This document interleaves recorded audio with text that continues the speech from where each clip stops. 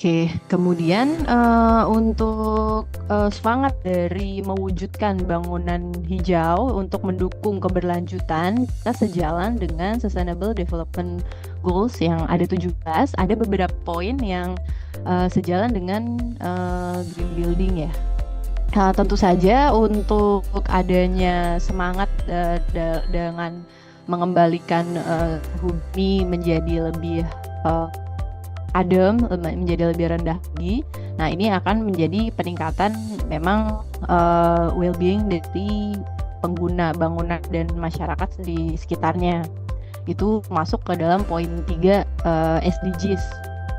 Dan juga adanya aplikasi dari green building, maka kita akan menggunakan energi terbarukan dan sebagai investasi awal nantinya pada saat pengoperasian bangunan akan menjadi lebih affordable dan juga energinya menjadi lebih bersih karena tidak mengeluarkan emisi. Itu sesuai dengan poin 7 dan juga sesuai dengan poin 8 adanya semangat menciptakan komunitas hijau ini itu akan membuka opportunity dan juga kesempatan lapangan pekerjaan di bidang infrastruktur green building itu, karena adanya sertifikasi ini pastinya ada ahli khusus yang bisa mempertanggungjawabkan ya tentang perencanaan pengelolaan bangunan dan juga siklus bangunan gitu. Dari situ kita berharap dengan banyaknya opportunity pekerjaan baru ini meningkatkan ekonomi di dunia gitu. Kemudian dari poin 9 ada inovasi dari industri ya. Jadi adanya dengan semangat green building design, maka akan mendorong researcher dari praktisi dan juga akademisi untuk berinovasi dalam kontribusinya untuk resilient infrastructure. Dari situ akan memunculkan inovasi baru ya di kampus-kampus, juga mungkin kolaborasi dengan pemerintah untuk menciptakan suatu tools baru atau alat-alat baru yang bisa mendukung inovasi tersebut. Kemudian sejalan juga dengan poin 11 akan menciptakan fabric of sustainable communities, tentu saja dengan bangunan yang lebih sehat, kemudian iklimnya juga lebih rendah, maka community pun akan betah tinggal di sekitar atau di lingkungan bangunan hijau dan juga berada di dalam bangunan hijau. Dari situ akan menciptakan komunitas yang sehat ya dan bisa berkelanjutan. Termasuk juga sejalan dengan prinsip ke-12 yaitu circular principle, di mana untuk bangunan hijau ini tidak hanya fokus pada efisiensi energi ya atau penghematan energi saja, tetapi juga pengelolaan dan juga bagaimana mengelola bangunan tersebut setelah usai fungsinya gitu, atau misalnya mengelola juga waste atau sisa atau sampah atau emisi yang ada di dalam bangunan tersebut, sehingga proses konsumsi tersebut akan lebih berkesinambungan atau circular gitu. Kemudian untuk green building akan mengurangi emisi tadi ya, sudah pasti akan mendukung poin 13 SDGs climate action, dan juga meningkatkan biodiversity, save water resources, dan menjaga hutan.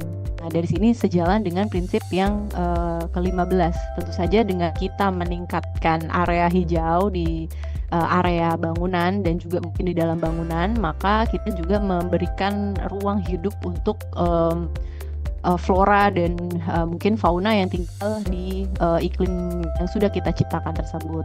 Sejalan dengan poin 15, dan juga tentu kita perlu bekerja sama, tidak hanya dari praktisi, kemudian kita juga bekerja sama dengan institusi dan juga kerjasama dengan pemerintah dan tentu pengguna ya, para pengguna dan para strategic partner di korporasi private, sektor private. Nah, jadi tentu ini menjadi perutan poin 17 ya, partnership for the goals. Kemudian untuk rating tools greenship tersebut sebenarnya ada beberapa kategorinya. Kategorinya itu ada building, ada juga existing building. Saat ini mungkin yang Bapak Ibu sedang berada itu ada di bangunan existing ya. Meskipun misalnya ya di awal bangunan tersebut itu belum direncanakan untuk sesuai dengan assessment greenship, namun kita tetap bisa mengajukan sehingga dia bisa tersertifikasi. Nanti pada saat proses assessment pastinya kita akan memastikan dulu ya, mengakses secara pribadi dulu, kemudian baru mungkin kita bisa melakukan improvement supaya assessment dari greenship poin-poinnya bisa kita penuhi semua. Kemudian ada interior, ada juga untuk residensial, dan ada juga area untuk dinilai begitu ya, neighborhood begitu, dan juga ada yang fokus pada health and user comfort. Kemudian untuk aspek yang dievaluasi itu tidak hanya aspek energi efisiensi dan konservasi, tapi ada juga tentang water conservation, ada juga terkait dengan site management atau bagaimana pengelolaan dari lingkungan dan juga bangunannya. Kemudian ada juga yang dievaluasi atau dinilai adalah material resources and cycle. Jadi perlu melaporkan seperti apa material yang kita gunakan, juga bagaimana siklus akses yang kita keluarkan ya, seperti apa pengelolaannya, termasuk sampah, air kotor dan sebagainya, seperti apa kita mengelolanya, dan juga material bangunan seperti apa maintenance-nya perlu dilaporkan, termasuk bagaimana indoor air health and comfort itu bisa kita buktikan tetap menjaga kenyamanan bagi pengguna. Jadi untuk semangat green building ini tidak hanya fokus pada mengurangi energi ya, mengurangi konsumsi energi, tetapi tetap harus menjaga kenyamanan bagi pengguna. Memang ini ya perlu ada kompromi juga terhadap behavior dari para penggunanya seperti apa. Dan juga ada aspek yang dievaluasi adalah inovasi. Oke, jadi dari diskusi kita tadi ya Bapak Ibu, banyak yang sudah kita mulai bicarakan. Nah, hal yang menjadi poin penting untuk efisiensi energi itu adalah meminimalkan konsumsi energi, tapi kita tetap memaintain dan juga memberikan peningkatan performance untuk kenyamanan dan fungsionalitas di bangunan itu sendiri. Jadi tidak fokus di satu sisi menghemat gitu ya, atau mengurangi atau reduksi, tetapi tetap harus meningkatkan kenyamanan, kemudian kenyamanan dan fungsional dari bangunan tersebut gitu. Dan untuk menjaganya kita tetap harus bekerja sama juga dengan usernya. Dan sebenarnya untuk efisiensi energi ini lebih kepada konstruksi berkelanjutan ya, dan juga bagaimana operasional bangunan bisa diselenggarakan seefisien mungkin dan sejalan dengan keberlanjutan. Dari sini kita tujuannya adalah mereduksi emisi gas rumah kaca, kemudian kita berupaya untuk memotong biaya operasional, biaya maintenance begitu ya, dan juga kita mempromosikan ketahanan lingkungan. Begitu untuk penjelasannya ya, efisiensi energi. Jadi dari hal-hal yang perlu kita bicarakan khususnya di efisiensi energi itu ada di bidang bangunan, antara lain sistem selubung bangunan yang bisa kita lakukan efisiensi. Di sini dikatakan nilai OTTV harus kurang dari atau sama dengan 45 watt per meter persegi. Nah, nanti mungkin di sesi 2 untuk OTTV bisa dijelaskan lebih lanjut ya bersama Bu Anissa. Jadi OTTV adalah overall thermal transfer value.